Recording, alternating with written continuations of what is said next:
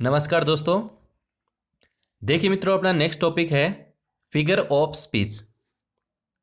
बहुत ही महत्वपूर्ण है और बताने की आवश्यकता नहीं कि कितने इसमें से प्रश्न आएंगे। क्यों? क्योंकि अपना इंग्लिश का सिलेबस छोटा है, प्रश्नों की संख्या ज़्यादा है, तो हर टॉपिक में से आपको दो तीन प्रश्न मिलेंगे।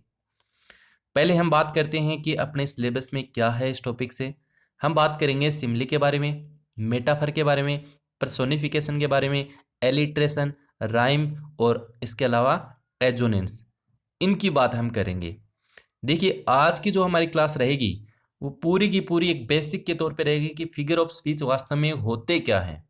इसके साथ ही ये जितने भी यहाँ पे पॉइंट लिखे हैं, इनकी जो मोटा मोटी बात है, जिसने पहले तैयारी की है उसकी, आज आपको चीज़ें बताने वाला हूँ उससे ये पूरा टॉपिक आपका क्लियर हो जाएगा।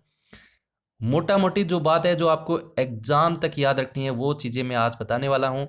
इसके बाद हमारी जो नेक्स्ट क्लासें होंगी इस टॉपिक की, उन क्लासों में हम प्रत्येक जो हम ये बिंदु मैंने लिखे हैं इन पर हम एक एक पर डिस्कस करेंगे और पढ़ेंगे उतना ही जितना हो एग्जाम के लिए इम्पोर्टेंट। तो सबसे पहले आप देख रहे हैं कि सिमिली और मेटाफर, ये दोनों काम आते हैं तुलना के लिए। तुलना के लिए सिमिली में डायरेक्ट तुलना होती है और मेटाफर में आपकी इनडायरेक्ट तुलना होती है। सिमिली में आपको वर्ड मिलेगा लाइक और एज, और मेटाफर में इस प्रकार का कोई वर्ड नहीं मिलेगा, लाइक एज का कोई वर्ड नहीं मिलेगा।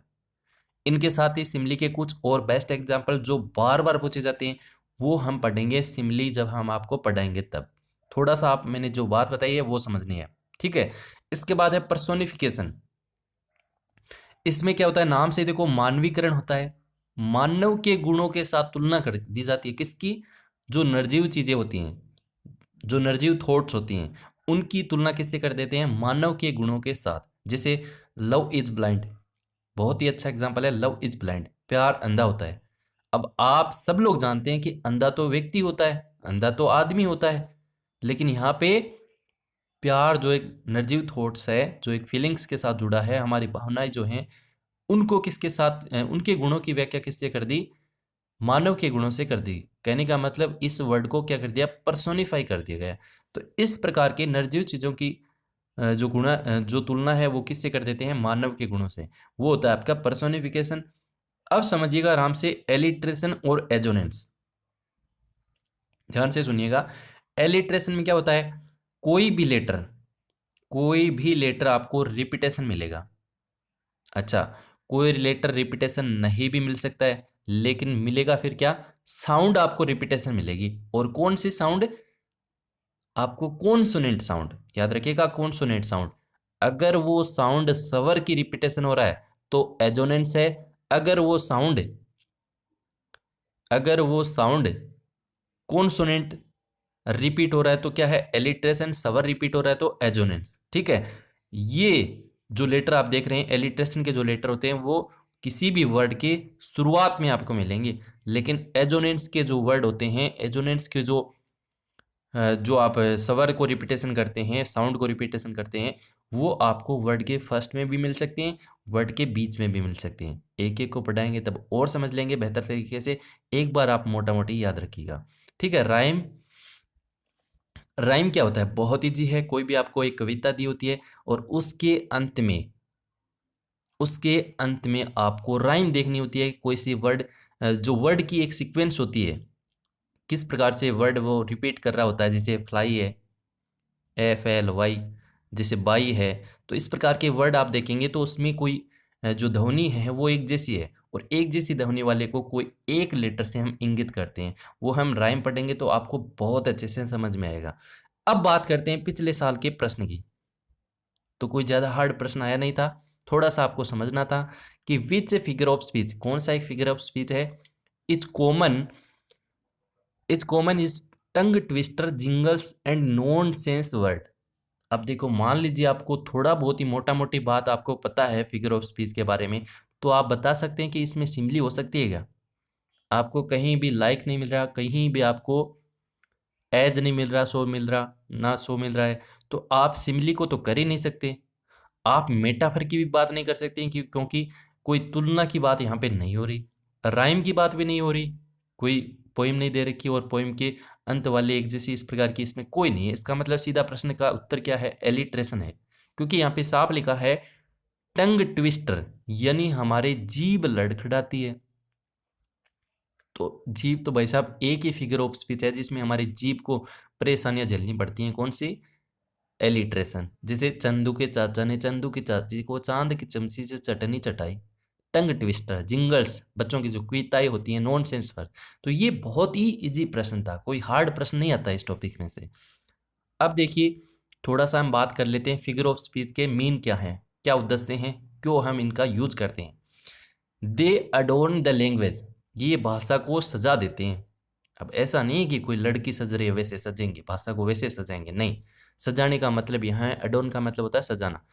सजाने का मतलब यह है कि भाषा में रंग भर देते हैं। रंग का मतलब यहाँ इंटरेस्ट क्रिएट कर देते हैं, भाषा को और जबरदस्त बना देते हैं, इफेक्टिव बना देते हैं, जिससे भाषा थोड़ी सी अट्रैक्टिव लगे। Use to make the language more effective, और ज़्यादा प्रभावशाली बनाने के लिए, और ज़्यादा प्रभावशाली बनाने के लिए। जैसे वह दौड़ता है, ये एक सिंपल सेंटेंस है, वह दौड़ता है, दौड़ता है। अब मैं ये कह दूं कि वह हवा की तेज गति की तरह दौड़ता है, हवा की गति की तरह दौड़ता है। अब यहाँ पे क्या हो गया, ये फिगरेटिव सेंटेंस हो गया, थोड़ा सा अट्रैक्टिव हो गया। क्यों, क्योंकि यार हवा की तेज गति से कोई दौड़ सकता है क्या, नहीं दौड़ सकता। तो यहाँ पे एक थोड़ी सी तुलना कर दी है, थोड़ा सा एक अट्रैक्टिव बना दिया, इफेक्टिव बना दिया है, किसको, भाषा को। तो इसके लिए हम यूज करते हैं किसका, फिगर ऑफ स्पीच का। They add colour and interest, ये क्या कर देते हैं, रुचिकर बना देते हैं किसी भी लैंग्वेज को। तो हमें थोड़ा आनंद आता है, मजा आता है चीजों को पढ़ने में, ठीक है। प्रोवाइड एम्फेसिस, जोड़ देती है किस पे, freshness and clarity of expression, जो हमारी एक्सप्रेशन है उसको एक क्लैरिटी, एक स्पष्टता देती है और एक फ्रेशनेस देती है कि कौन, आपकी फिगर ऑफ स्पीच। डेवलप करती है और इमेजिनेशन और एक्साइटमेंट, हमारी जो कल्पनाएं हैं और एक्साइटमेंट है उनको क्या करती है, बढ़ावा देती है, कौन, फिगर ऑफ स्पीच। अब देखिए एक छोटा सा एग्जांपल है, रानू मंडल सिंग्स, रानू मंडल गाती है। एक नॉर्मल सेंटेंस है, नॉर्मल बात है, लेकिन मैंने ये कर दिया कि Ranu Mondal sings like a night angle.